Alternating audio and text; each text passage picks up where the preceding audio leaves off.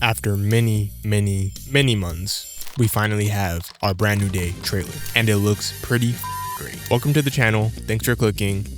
I feel like LeBron at the pool right now. I'm not gonna lie, like, we got a trailer, chat. We finally have a trailer. The day after the Dune trailer, double combo of Dune, what a time to be alive. What a time to be a trailer watcher. Like, this is truly a fantastic 2 days of media. If you've been around on the channel, you know I've had a gripe with Marvel's marketing as of recent. And while Spider-Man is technically under Sony, and yes, I know that, do not spam my comments with that shit again, please, bro. Damn, what was I even talking about? Y'all got me off track. Let's not beef today, bro. Lock in. Spider-Man is under Sony, but similar to Marvel, they have also been tripping with their marketing. This movie comes out July 31st. It is March 18th, and we're getting our first trailer. Cutting it real close, bro, not gonna lie. But f it, we got the trailer. Can't even complain too much. It is what it is. We're gonna dissect and discuss the trailer, obviously, but y'all know I gotta yap first. Let's just discuss as a family. Yes, bro, a family. Lock in, let's discuss. Let's talk about how we feel about MCU Spider-Man up until this point. Peter Parker,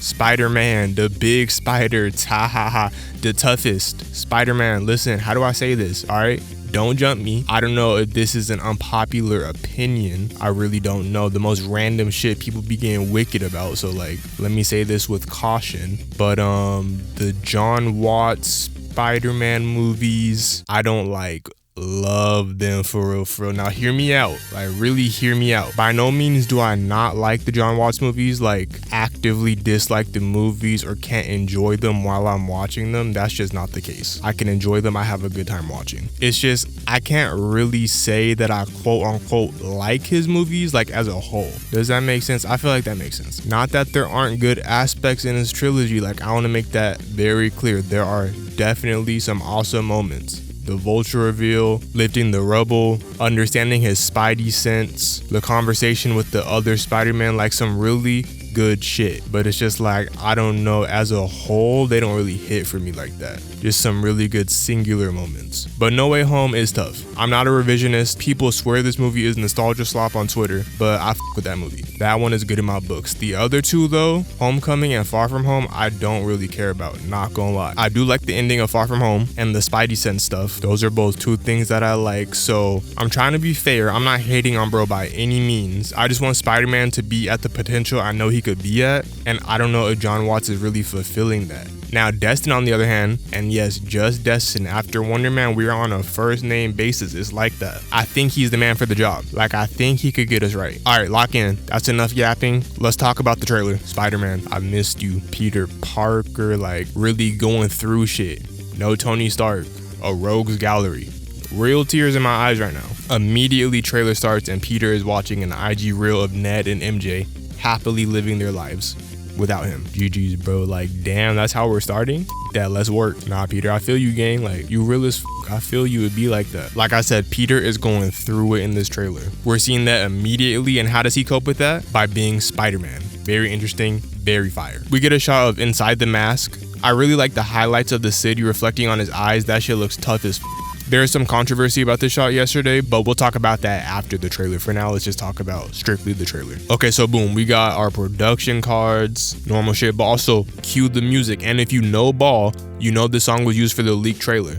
They was talking about some New York, I love you, but you're bringing me down, face ass. Okay, so random B-roll here, nothing too crazy. He's on the phone giving someone the plot of No Way Home, so that's fire. Who do y'all think he's talking to? I can't really tell. I feel like the trailer wants you to think it's MJ or Ned, I guess, but I feel like it's gonna be someone else. They're trying to misdirect us. Most notable thing here is he gets the key to the city. Why is this notable, you might ask? Because of who gives him the key. As of right now, Wilson Fisk, Kingpin, is the mayor of New York City. And the woman giving him the key is, I believe her name is Sheila from Born Again. And by the end of the season, she's kind of like scared or coerced into being his, I don't even know what to call it. She's like a political person in his circle reluctantly because he's a bad guy. I know not everyone watched Born Again, so yeah. Anyways, this could mean a couple of things. On one hand, Sheila does the quote unquote mayor stuff for Fisk when he's up to nefarious things, which allows for Sony to not have Fisk in the movie, but but like kind of reference him subtly, I guess. And on the other hand, something happens to Fisk in Born Again Season 2, rendering him no longer the mayor. But if that's the case, that would be crazy because I kind of doubt that they would spoil something like that. And I assume whenever Frank is introduced, we'll have a good understanding of the timeline relative to Born Again, considering the last time we saw Frank, he was in a little cell thing. So yeah, very interesting. We shall see. We get some beautiful swinging shots, and we get to finally see the tank sequence that they started shooting last year. All those public videos released of it, like it was a big thing. Looks fantastic. Our first look at the Punisher, and Peter refers to him as Frank, so this is not their first interaction. I'm very curious to see what their first interaction will actually be, because I really want to know, why is Frank even in this movie and why is Spider-Man working with him? That's perplexing me. Well, working with is used loosely because he up pole on bro for no reason. But yeah, Peter does a slingshot flying kick of doom, and it's so crazy because if he wanted to, he really could have turned bro into jelly right there. He's nice as hell for hitting the door instead. Okay, more b-roll, nothing too crazy. It's over, Peter. Close your eyes, bro. Now low-key, just move on. It's not that deep. Go find Gwen or Black Cat, you'll be fine, bro. Also, is this Paul? I always see people talking about that character and how much they hate him, but I don't really know anything about him, I'm not gonna lie. So yeah, I wonder if that's Paul. All right, we get confirmation on the spider mutation plotline. Peter is passing out, he's in web cocoons, he has organic web shooters. It's a lot. He links Bruce Banner, Dr. Banner, great to see that guy. He doesn't remember him obviously, but he's helping him. So I assume at some point Peter will have to tell him.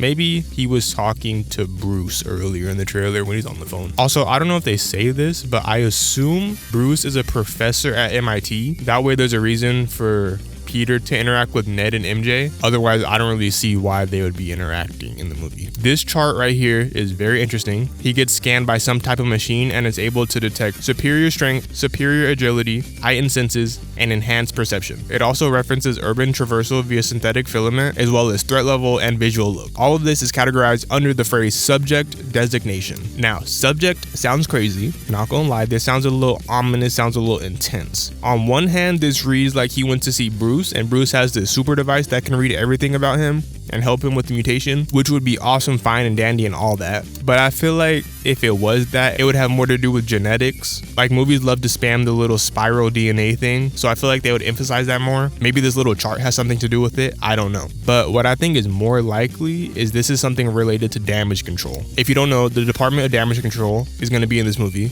We just saw them in Wonder Man, so it seems like they're going to be a pretty consistent presence, or at the very least, Destin Daniel just likes them as a villain. Anyways, why I feel like this is damage control is because of this one line, threat level. If this was Bruce's device, I guess it could have a threat level thing, but I don't see why it would, because for one, why would Bruce just have this? And two, we saw in She-Hulk what Bruce's technology looks like, and it's not like this, nor did it have any indications of a threat level or anything to that effect. So I feel like the sole purpose of this device is so that we can get a scene of it being used on Jean Grey, and for the first time in the MCU, we get to read the words Omega level threat. But I could be reading way too deep into this and be completely wrong.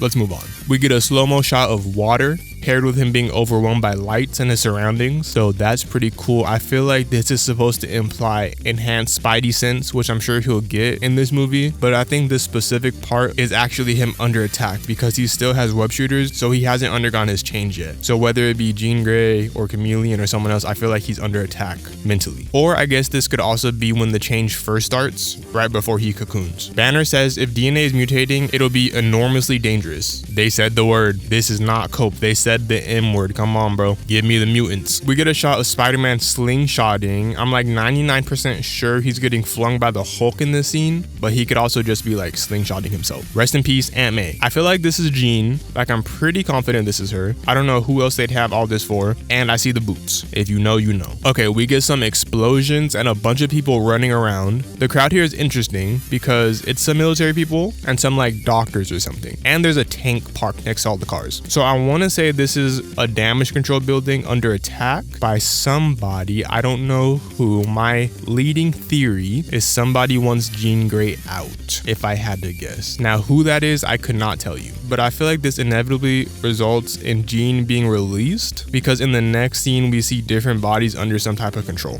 And then immediately the head of damage control is telling Peter they're facing a danger they can't control or see. So yeah, I feel like that all adds up, but they could just just be misdirecting us. Genuinely no idea who this is. I don't want to say everybody's Jean. Like, I really don't know who this is. I know who this is. That's awesome. He looks great. Very interesting shot here. I don't know what's going on with bro. Maybe he's getting used to his new webs, or he's under a scorpion's poison, but he's swinging into birds and shit, so that's tough. Shot of Frank, shot of MJ and Peter. I truly don't know how they're gonna weave this plot in throughout the movie without it feeling like a detour. I think that might be like my only concern so far with what I'm seeing. We get a little montage of Spider-Man rogues with poses emulating comic covers, so that's pretty cool. I hope this whole section isn't in slow-mo, because I want to see the fights at normal speed. Would much appreciate that. Tarantula looks pretty sick. This shot was frying me so bad, bro. First of all, how do Peter end up in these situations? He's on some Wolverine shit right now, like what the f. Secondly, it's never that serious. Genuinely never that serious. Bro is gonna break his back doing all that. And what the fuck is he holding? No, deadass, what is that? What is in his hand? Spider-Man aura farming, love to see it. Also, them being perfectly lined up like that and inverted on both sides is so adorable. They're like a boy band. We get our last action shot of the trailer. Spider-Man head to head with the hand, fire, but use your webs, bro. You don't gotta be that close. They finna slice you up. Trailer ends with a little awkward ass scene with Peter and MJ. Don't care, not gonna lie, let's keep it pushing. Pretty damn good trailer. I think the trailer didn't show too much visually. Like, I'm sure there's a lot of spectacle to still be revealed, but plot wise, I think they made it pretty clear about what this movie's about. Let me get scholastic. Let me give a little synopsis.